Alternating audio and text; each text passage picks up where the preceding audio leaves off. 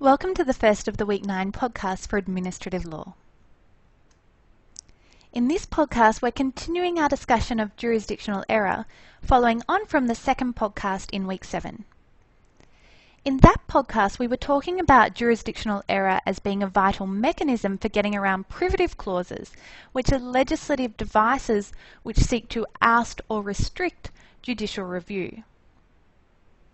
Jurisdictional error provides a limitation upon Commonwealth and state privative clauses, as administrative decisions are judicially reviewable by virtue of constitutionally entrenched protections if they are affected by jurisdictional error. In the Week 7 podcast, we said that in order to get around a privative clause, you need to establish either narrow or broad jurisdictional error. In this podcast, we're going to expand upon this topic by looking at how you establish narrow jurisdictional errors of law. In Week 7, we introduced this mind map of jurisdictional error, and today we're going to look in more detail at what it means and how it can help us answer problem questions on jurisdictional error. So let's recap some of the key points from Week 7. As you know, the normal structure for thinking about problem questions in administrative law is to think about threshold issues such as justiciability, jurisdictional prerequisites and standing, then establish a ground of judicial review, and then think about remedies. If there is a privative clause, you need to structure your answer to the problem question differently. This mind map is a helpful way to structure your thinking around jurisdictional error. If there is a privative clause, you need to establish jurisdictional error to get around it. And there are two ways you can do this, by establishing either the narrow or the broad type of jurisdictional error. You would typically start with the narrow type of jurisdictional error because it is easier to establish. These are the types of decisions where the decision maker was making a decision that they had no authority to make. The decision maker should not have seized authority to make this decision. After you've considered narrow jurisdictional error issues, you can consider broad jurisdictional error issues, which is where the decision maker enters the correct territory of the decision, but then commits a fundamental or serious error. As we discussed in Week 7, in Australia we still have a distinction between jurisdictional and non-jurisdictional errors of law. It is therefore unclear whether all grounds of review will constitute jurisdictional error. So this needs to be argued based on the statute in question and by analogy with the established categories of jurisdictional error. Recall we said that distinguishing between narrow and broad types of jurisdictional error is a helpful method of classification, but note that this is not a legally binding distinction. So let's look at how you establish narrow jurisdictional error. Historically, the narrower type of jurisdictional error was a lack of jurisdiction. There was no jurisdiction at the outset. That is, the decision maker was in the wrong territory and they were making a decision that they had no authority to make. Narrow jurisdictional error can include a complete absence of jurisdiction, a constructive failure to exercise jurisdiction, and a failure to satisfy a jurisdictional fact. Let's unpack each of these types of narrow jurisdictional error in turn. An example of a complete absence of jurisdiction was the case of Coco and the Queen, which we discussed in Week 7. This was the case in which there was a warrant for a listening device, but no warrant for a trespass. Coco was importing illegal drugs, and the authorities sought permission from the Supreme Court to use a listening device. This permission was granted, but permission to place the device in Coco's office was not granted, as this was private property. As the legislation did not specifically say that the installation of a listening device on private property was valid, all the information that was obtained through this listening device was invalid. This was a case in which there was a complete absence of jurisdiction. There was no authority to install the listening device on private property. If there is no authority to make a decision, the decision will be infected by jurisdictional error. Another example of a complete absence of jurisdiction is the case of re Tully. The facts here were that Tully was appointed a public service job and he was on probation for a period of 1 year. At the end of the year, Tully's appointment was annulled. Tully appealed to the Public Service Board, which has authority to review dismissals. The court found the Public Service Board could not look at this decision as it wasn't a dismissal. As this was an annulment of a probation period, which was like a trial period, he wasn't dismissed for the purposes of the Act. Thus, the board had no jurisdiction to review this decision. Another type of narrow jurisdictional error is a constructive failure to exercise jurisdiction. Jurisdictional, which was another migration case, provides a case in point. Jurisdictional was a Russian businessman who was engaged in public protest against state corruption in Russia.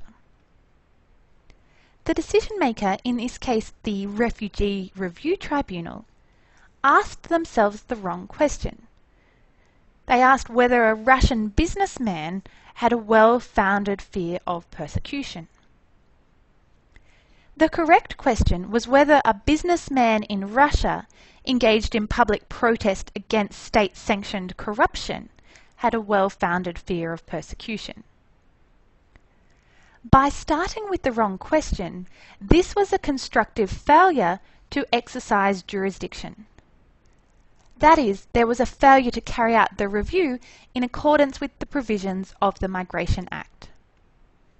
So this reinforces the importance of getting those jurisdictional issues and questions correct.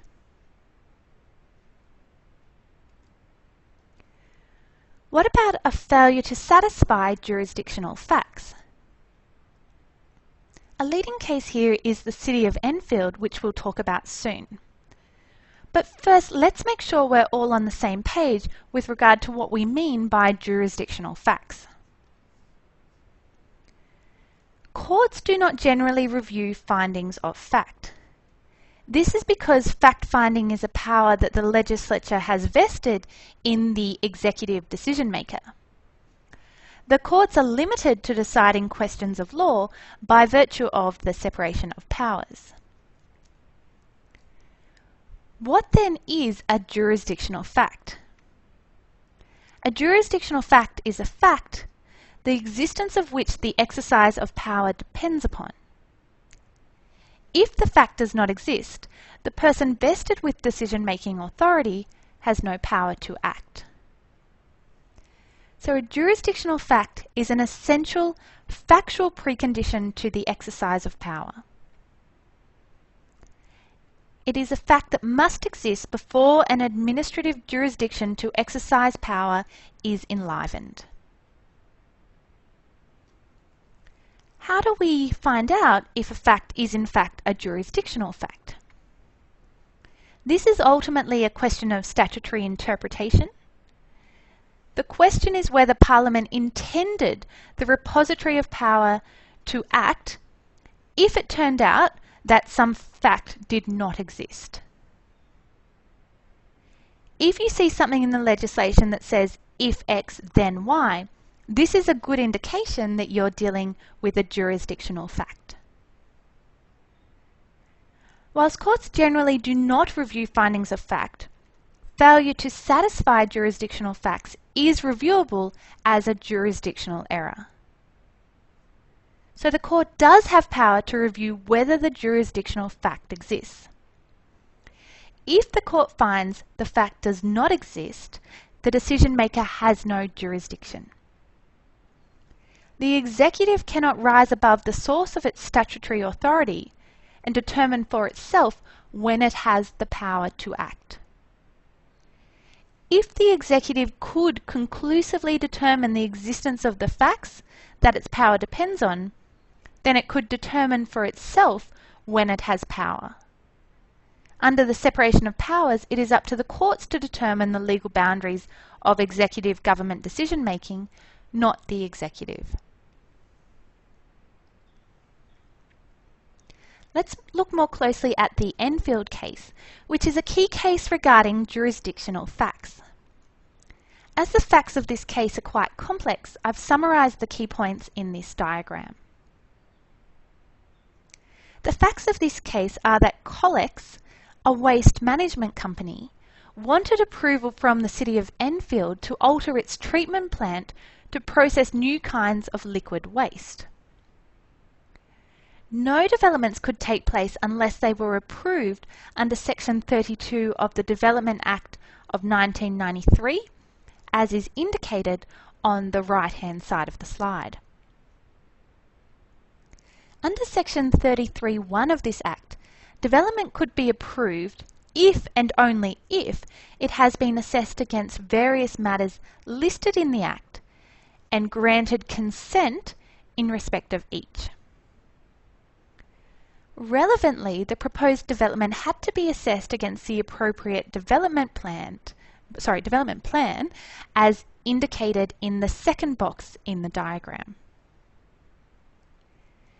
Regulation 16 of the Development Regulations stated that if an applicant was required to be assessed against the provisions of a development plan, then before carrying out that assessment, the Commission must determine the nature of the development and proceed to deal with the application according to that determination. And this is indicated in the third box in the diagram. A key question was whether the nature of the development was that of a special industry or that of a general industry.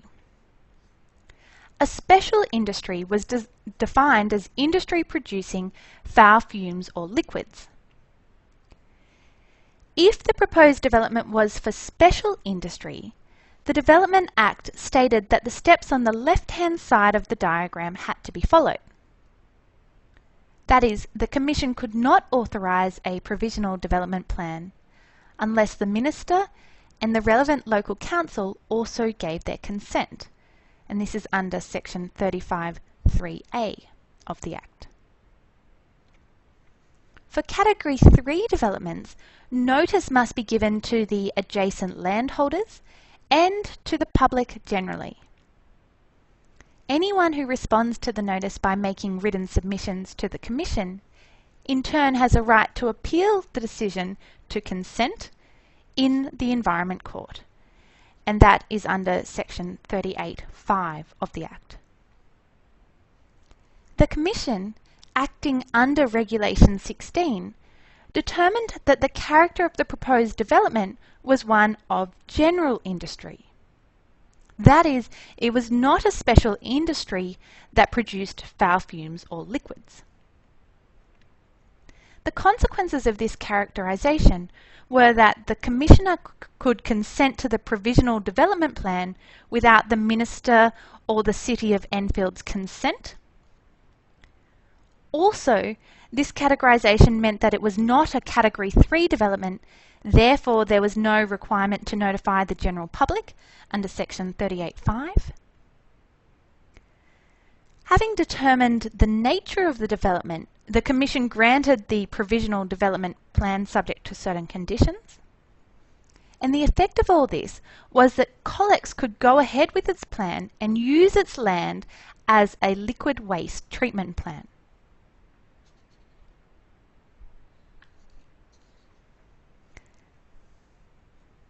The City of Enfield challenged the Commission's decision to consent to the proposed development. The City of Enfield argued that the proposed development was a proposal for special industry and that the nature of the development was a jurisdictional fact. Therefore, the Commission could not consent to it without first obtaining the City's consent or without public notice and consultation.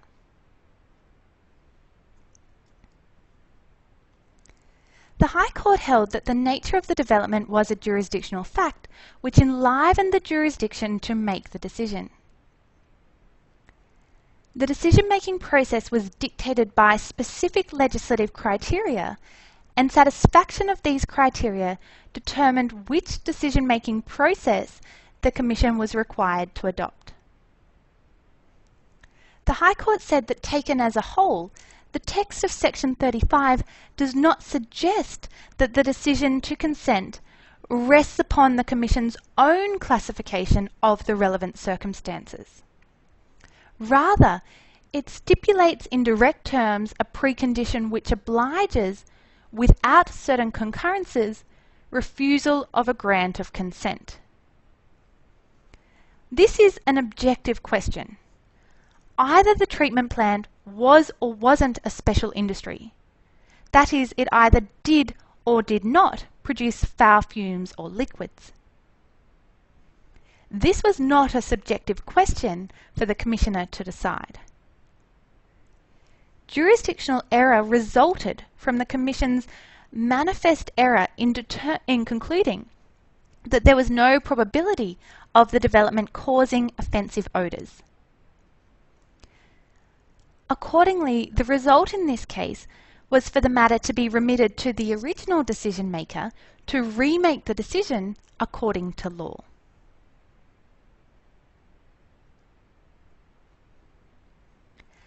Another case looking at jurisdictional facts is the 2011 Plaintiff M70 case, which is about the arrival on Christmas Island of unaccompanied minors. The facts of this case were that unlawful non-citizens were arriving on Christmas Island by boat. Officers of the Department of Immigration took them into detention, then determined that they should be removed to Malaysia, which was the so-called Malaysia solution. The plaintiffs argued that the provisions in Section 198A(3)(a) of the Migration Act are jurisdictional facts. Thus, these facts must exist before the Minister can make a declaration. If the facts do not exist, the Minister has no power to declare that country and therefore no power to remove non-citizens to that country. Note that there was agreement that the plaintiffs had been lawfully detained under Section 189(3) of the Migration Act. It was accepted that the plaintiffs were unlawful non-citizens because they had not made a valid application or had that application determined. The issue was whether they could be removed to Malaysia. The power to take offshore entry persons from Australia to another country was provided in Section 198A of the Migration Act, which stated under subsection 1 that an officer may take an offshore entry person from Australia to a country in respect of which a declaration is in force under subsection 3. And under subsection 3, the Minister may declare in writing that a specified country provides access for persons seeking asylum to effective procedures for assessing their need for protection and meets relevant human rights standards in providing that protection.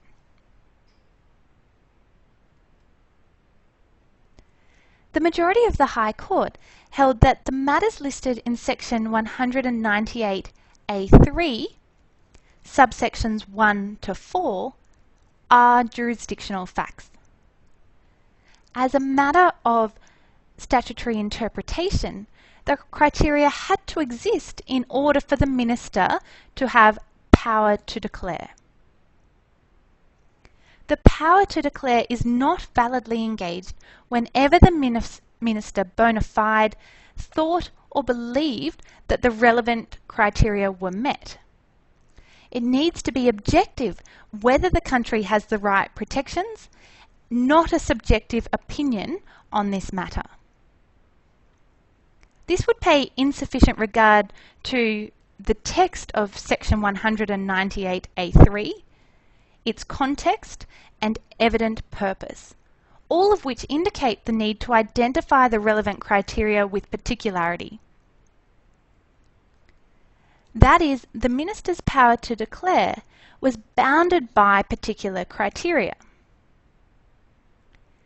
Here, Malaysia had no legal obligation to provide human rights protections, so the jurisdictional facts in Section 198A(3) of the Migration Act were not satisfied. It wasn't enough if these protections were offered in practice, as they weren't legally guaranteed. In other words, Malaysia was not legally bound to provide the protection and access that Section 198A(3) required. Specifically, there was no international legal obligation to provide the rights because Malaysia was not a signatory to the International Refugee Convention. And there were also no domestic legal obligation to provide the rights. The arrangement between Australia and Malaysia was merely a political agreement. It was expressly stated not to impose any binding legal obligations on either party. The fact the minister believed or hoped or had been advised that asylum seekers would have some access to procedures under international refugee law and would generally not be ill-treated was not sufficient. The minister must of course act in good faith, but in itself this is not enough. As the jurisdictional facts were not established, this was a decision that was infected by jurisdictional error and therefore was not, in law, a decision at all.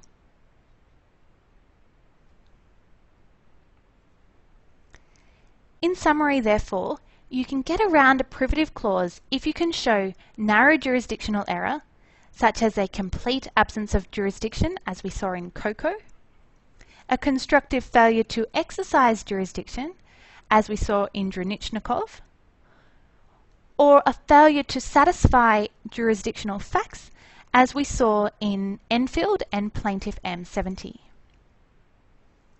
Let's look at one revision question before we conclude this podcast. If there is a visa for a US basketball player that is mistakenly given to a US cricket player, this is which sort of jurisdictional error? Choose the best response. Is it A, taking into account an irrelevant consideration? B, constructive failure to exercise jurisdiction? C, broad jurisdictional error? Or D, a failure to satisfy a jurisdictional fact? What do you think?